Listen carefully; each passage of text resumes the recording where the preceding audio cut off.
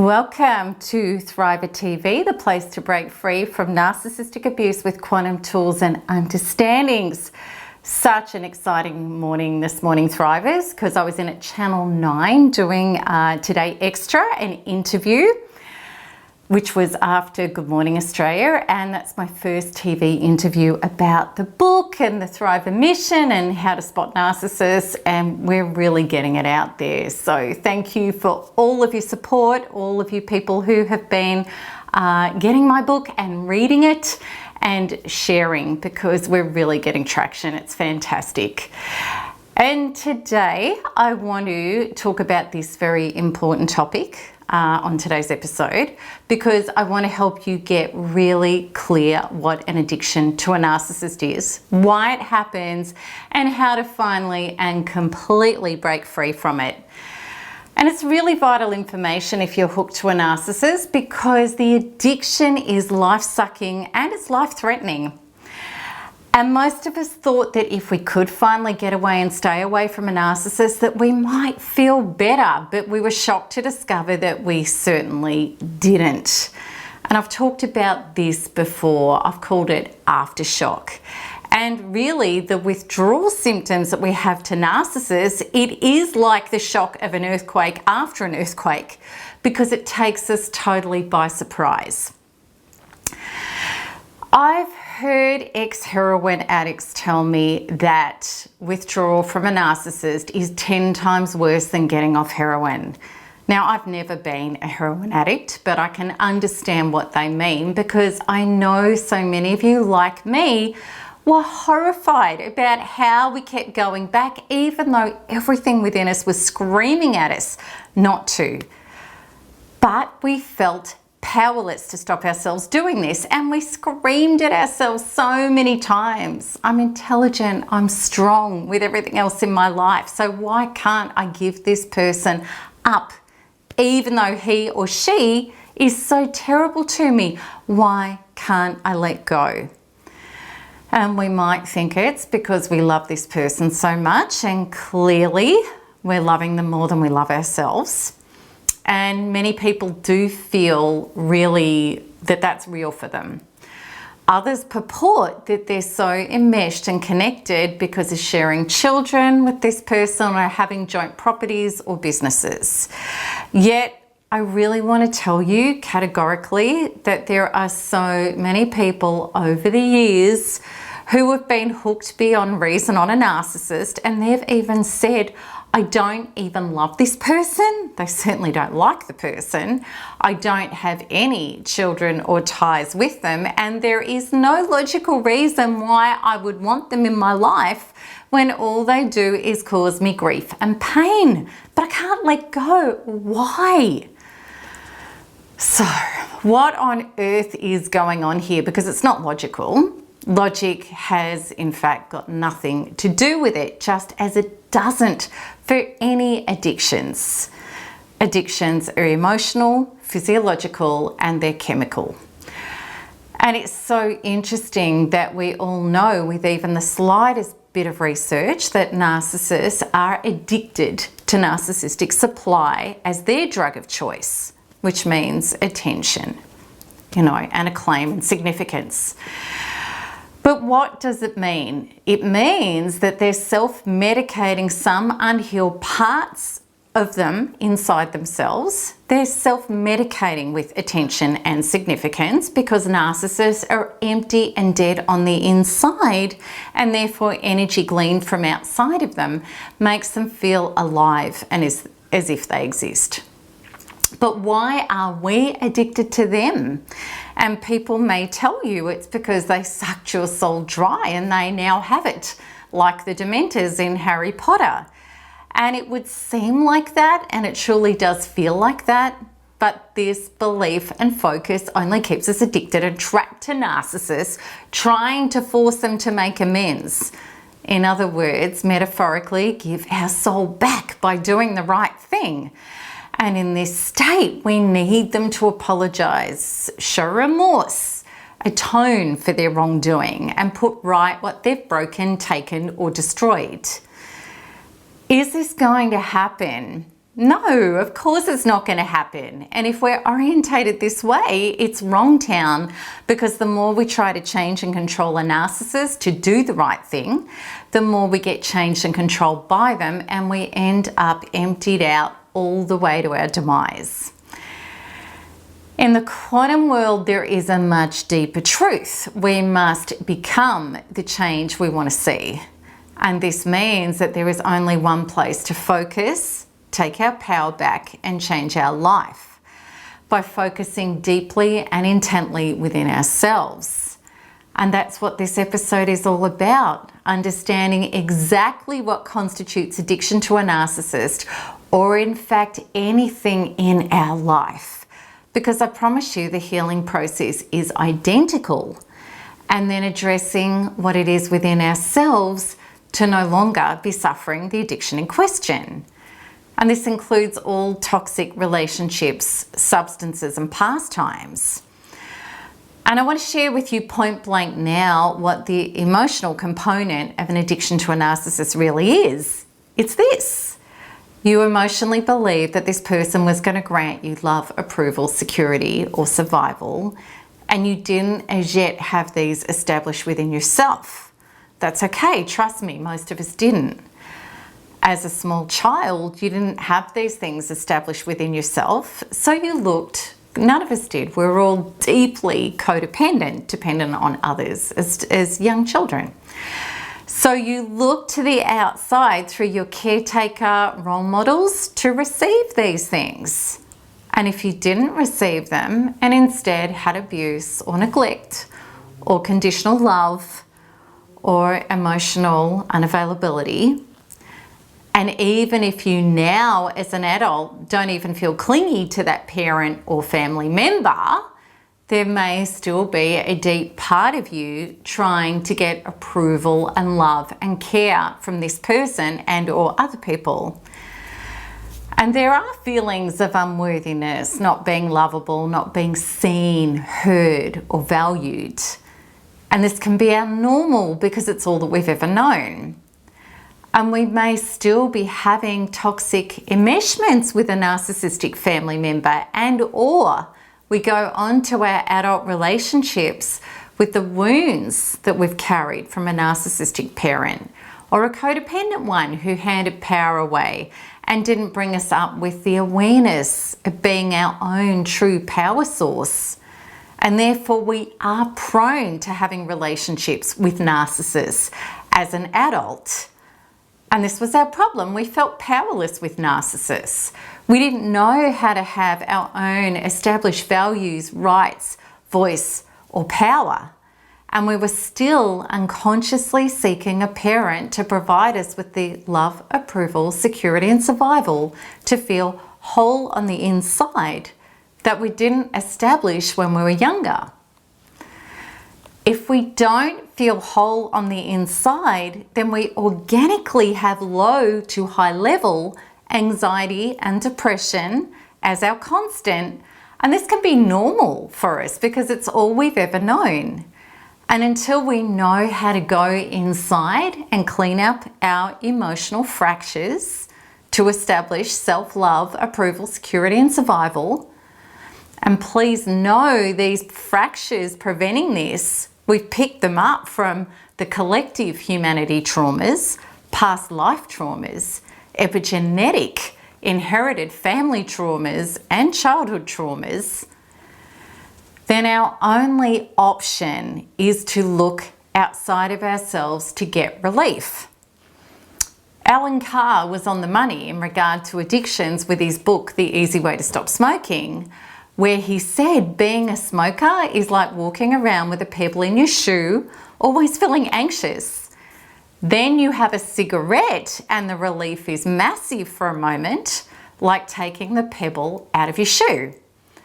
However, then without a cigarette, the pebble in the shoe feeling builds again, and then you are having to have a cigarette to fix that feeling again.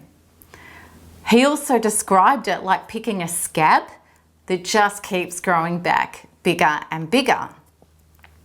The same is true with our unresolved, unhealed anxieties And inner depressions, because we're not whole, we always have the people in our shoe trying to resolve the feeling with something outside of ourselves, which will grant momentary relief, but then the choice of self-medication is only going to make the problem bigger, bringing more anxiety and depression.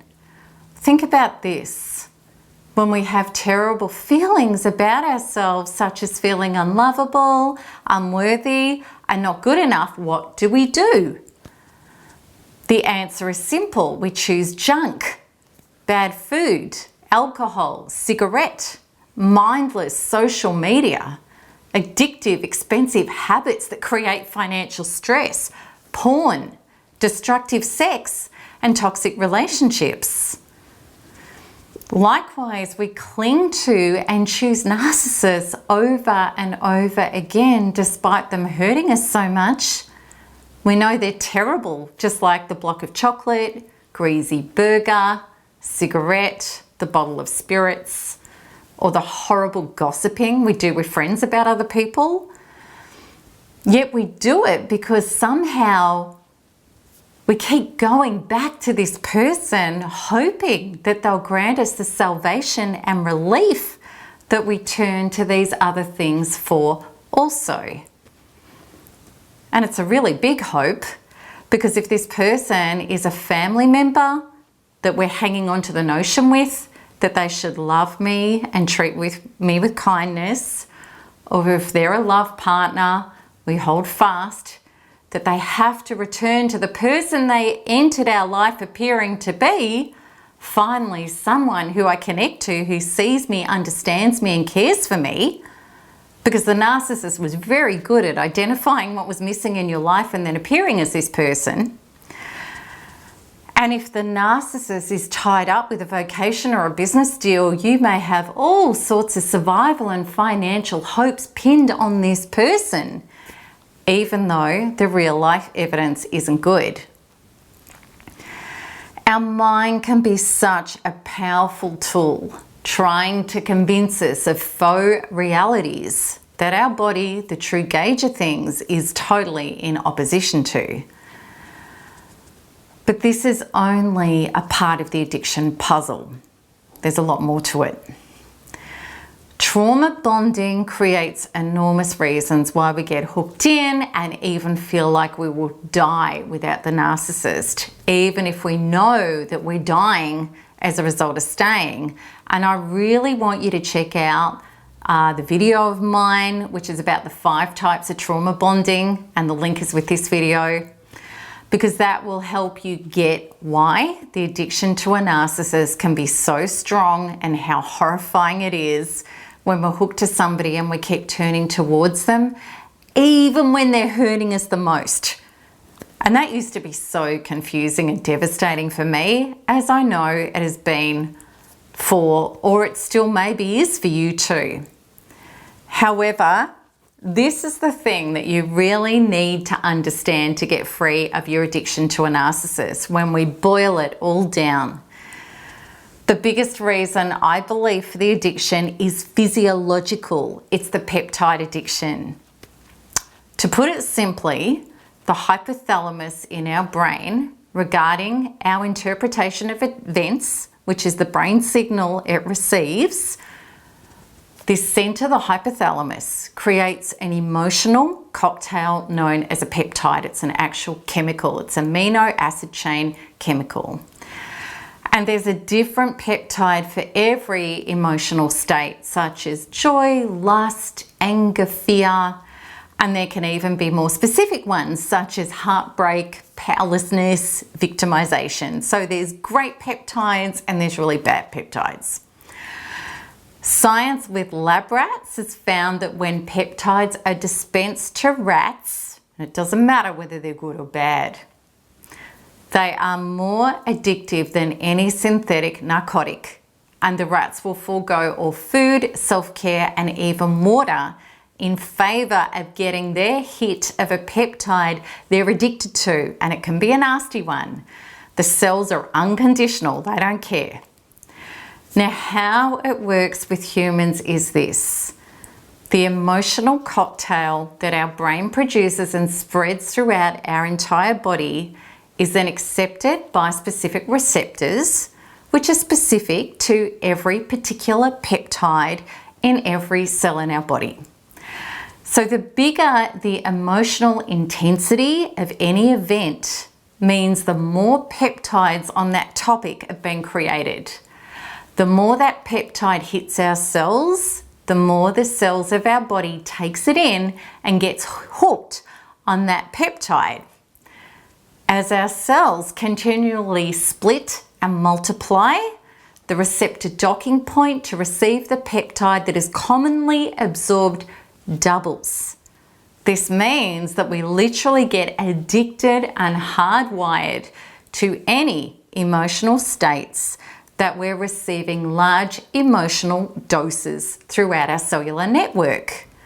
We become a hardened addict to states like anger, victimization, powerlessness, resentment, heartbreak, and betrayal, all biggies that are synonymous with narcissistic abuse.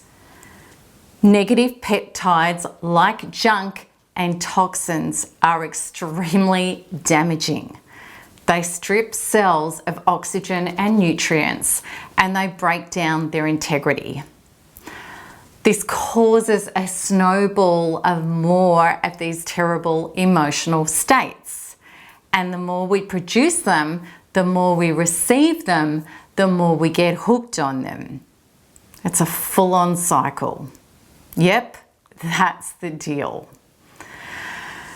So the terrifying thing is when you start detoxing, meaning trying to stay away from the narcissist, if your cells have not received their peptide of choice for a while, the cell will hold back some of the peptide and then secrete it out into your bloodstream, and it then hits your brain, which then is forced to think about the narcissist again and all the horrible things they've done to you to reproduce that peptide.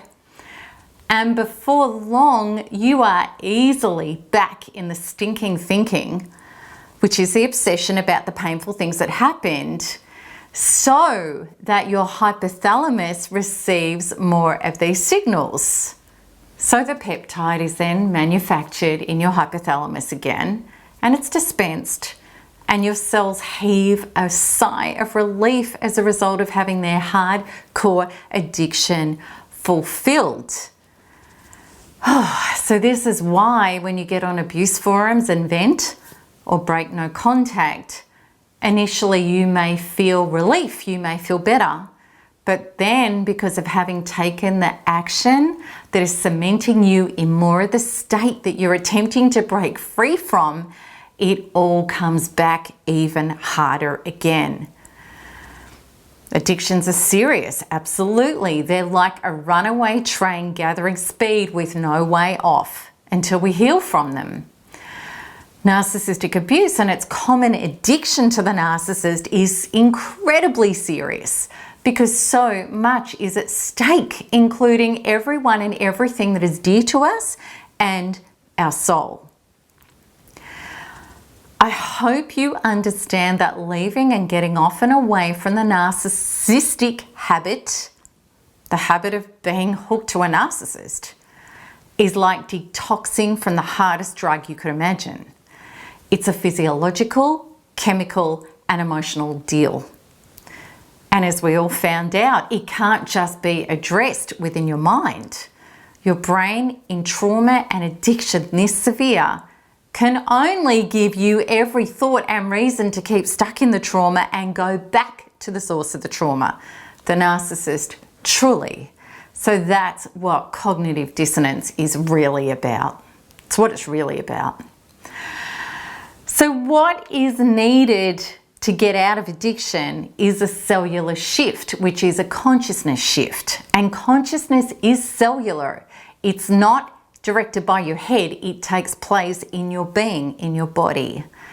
And the following is how myself and so many people beat the addiction to the narcissist in record time without the white knuckling coming down of a drug experience that happens contemporarily. We accessed how to cellularly be in our bodies, load the trauma up and release it, and replace where that was with our higher superconscious self, which has the power to heal what we can't. This literally smashes the peptide deadly loop. It smashes it apart because the cells are no longer holding the trauma that they were previously hooked on, and the brain, which has now had a synapses reforming onto different pathways because the brain follows the body always, is now no longer wired into thinking about the trauma. Hence, when we do the inner work, the thrive away, over time the triggers dissolve away and there's no more negative peptide manufacturing. So gloriously and powerfully, what starts replacing all of this deadly loop is the good stuff. Feelings and thoughts of health, well-being, fullness, love, empowerment, safety, confidence, and the like. We've literally hardwired ourselves beyond the old self into the new and true self. Does that make sense? And I promise you, this process works for any hardcore addiction you have to any person, substance, or pastime, because the healing, as I said before, is absolutely identical. And if you start connecting to my inner transformational resources, you will get to experience this level of freedom without the withdrawal agony. That's the thrive away. And so many people in this community not just beat the coming off a narcissist, they've also applied my healing methods to all sorts of addictions, and every one of them that you could imagine. And it works. So you can get this started now by signing up to my free 16-day course, and it has a stack of free supportive resources for you. So to get started, all you've got to do is click the link at the top right of this video. And if my information resonates with you and you want to see more of my videos, please like and subscribe so you can be notified as soon as each new one is released. So I'm really looking forward to your comments and questions about this topic because it's such a big one and it's so important. And until next time, keep smiling, keep healing, and keep thriving because there's nothing else to do. Lots of love. Bye-bye.